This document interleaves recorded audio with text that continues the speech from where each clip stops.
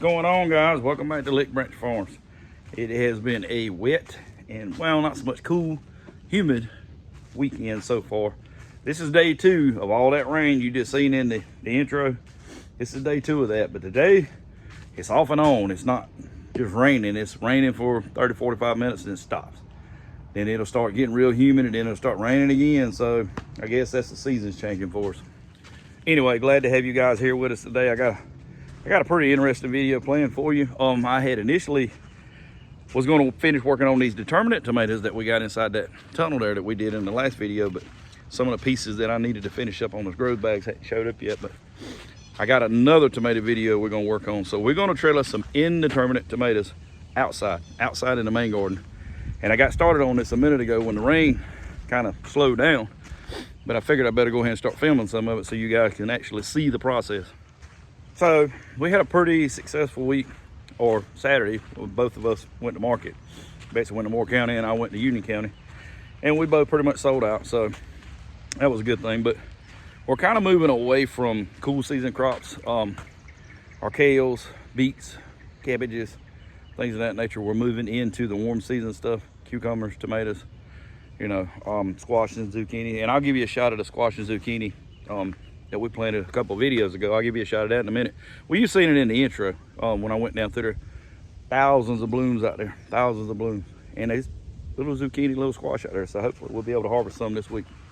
But on the upper end, basically we're gonna be working on this row of indeterminate tomatoes.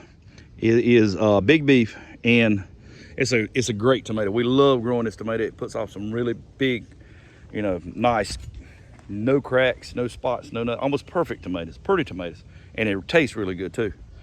But this is a row of Market Moore 76 cucumbers, and that's the same thing. And I got them on that Horta Nova trellis. Some of them's climbing, some of them's not. I got to go down through there and kind of weave them in and get them started. Sugar snap peas are just about ready. We got to pick this week, and you can see these things are absolutely delicious. And this is the, let me try to get out of it. Had to pull that out. But these things, you can eat them right off the vine, man. They're great. We put them in salads, but a lot of people like to stir fry them. Anyway, I got to get away from here because I'll eat all them. Kale, plenty of lacinato kale, plenty of curly kale, and we still got some cabbage left. We ate some of that cabbage yesterday for supper, man. It's great. It's a fresh eating cabbage, Catarina. Did a video on it. I don't know, maybe a month or two back. That's what we planted over there. And I told you guys then it was advertised as a 48 to a 52 day cabbage.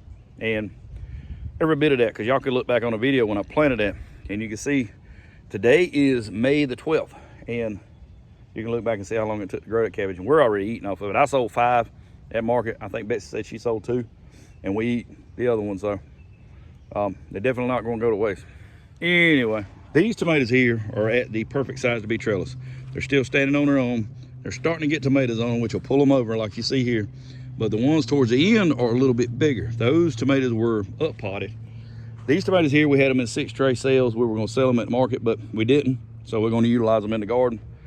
These were actually going to go in the garden, and we up potted them, fertilized them a lot earlier than we did these. So go figure, we're going to put a whole row of Big Beef tomatoes in, and we're going to eat off of them. We're going to harvest them. We're going to sell them. We're going to do whatever we can because we're not going to waste them for sure. All right, so to make a long story short, you've probably seen this type trellis on a lot of different videos. I know you've seen it on Josh Satin. That's actually where I seen it for the first time, was on Satin Hill Farms. I've seen them, Travis, on Lazy Dog Farm. He uses it a lot. And my rendition of it, you can see I do a whole different Horta Nova trellis and stringing, all kinds of different stuff. We do it a whole lot different ways. Basically, I need a sturdy, tall trellis support to drop strings down to each individual plant. I'm gonna grow them plants up that string, and as them plants get taller, I'm gonna lower that string and just keep dropping these guys. The same principle that you would use in a tunnel on a lower lean method, we're gonna use outside. And these guys, I don't know, the heat may get them, disease pressure may get them, I don't know, but we're gonna grow them as long as we can.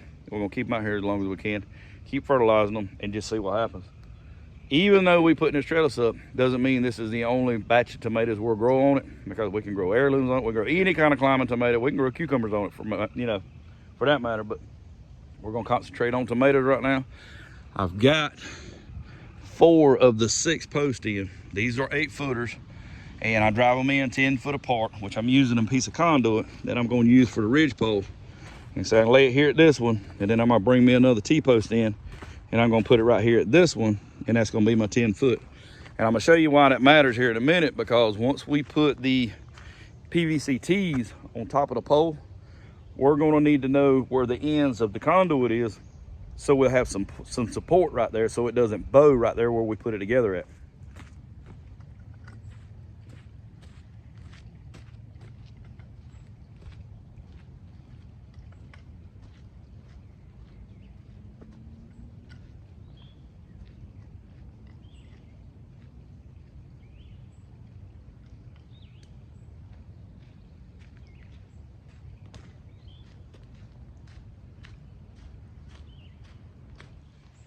All right, guys, I'm normally able to do this pretty easy, but now that I'm filming it, you watch, it'll be difficult. Everything will be difficult. So what I've got is basically a 10 foot stick of rigid conduit pipe. And if you don't know what that is, that's basically electrical pipe that you run wires through. And I've had stuff like this for years that I picked up on job sites when we would work, you know, contracting jobs or putting in machinery or things of that nature. And you'd be amazed at what contractors will throw away. Maybe one piece here, one piece there, and you pick it up and take it with you. Eventually it adds up. This rigid stuff is pretty heavy duty, and I figure by the time these plants get some size on them, they're gonna be pretty heavy. So basically what we're gonna do is put it together. It's threaded, so basically we just couple them together. Get the top. That's why I said each joint is going to be real important. That each joint lines up with that T-post, because we don't want to pull on this end because it's going to be weak. So we want that joint to be here to give it some strength. It's starting to rain hard again, so I'm going to run in for a little bit and get back out here when it stops. All right, guys, I'm going to try to get this in before the next band of rain comes through here. But you know what these are? Tomahawks, and you've seen me use these in the tunnels there many times. But same process. We're gonna drop a line down to each plant, and we're actually going to use the same hook as we do in the tunnel. That's way too much line, but yeah.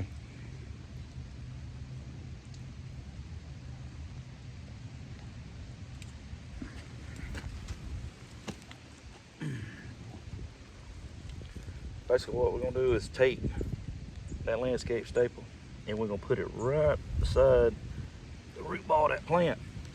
And then we're gonna pull it up. Everything wound back up like it's supposed to be. And get it tight. And we're gonna start putting clips on. Alright, so before I drown, I'm gonna try to get this one plant done so you guys can see it. But basically all we're gonna do is take the tomato clips.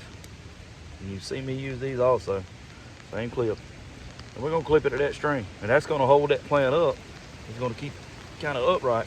And as it grows, we're gonna keep adding string or clips to it till we get to the top of the rod. Then we're gonna start lowering it.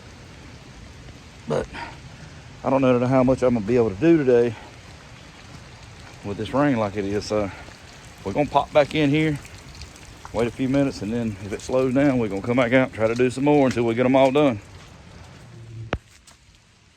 We got the string at the base. We're gonna take a clip and I'll pull that plant up. Try to get it situated close to that string as we can. And then we're gonna clip it off right up under one of the sturdiest branches we can find that will support that plant. And that's what we're looking at. So that guy's gonna wanna grow up. It's gonna turn and wanna grow up. And as it does, all we'll do is start adding clips to this line to keep it going up that string. Once it gets to the top of that string, all we simply gotta do is unhook it, drop some line, hook it back up, and keep on rolling. So I'm already grounded, and I got some stuff I can do on the inside. I got to start some more squash and zucchini seed. But for now, I'm gonna get in here and sift some dirt and get some more. These are Gentry crookneck squash and grand prize summer squash. That's yellow straight neck. That's what we got out in the field. But I got to sift some of this right here and go ahead and get everything started. All right, guys, so I hope that gives you a little insight on different ways to trellis tomatoes, especially indeterminate varieties. I mean, you don't necessarily have to put a cage up around all of them. You can do that method right there. Super simple.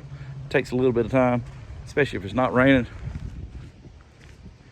But guys, I'm gonna get off here. I got plenty of other things I can be doing, especially on the inside, in the dry, not wet, not raining. But as always, guys, we appreciate you stopping by. Thank you for watching, and we'll see you on the next one.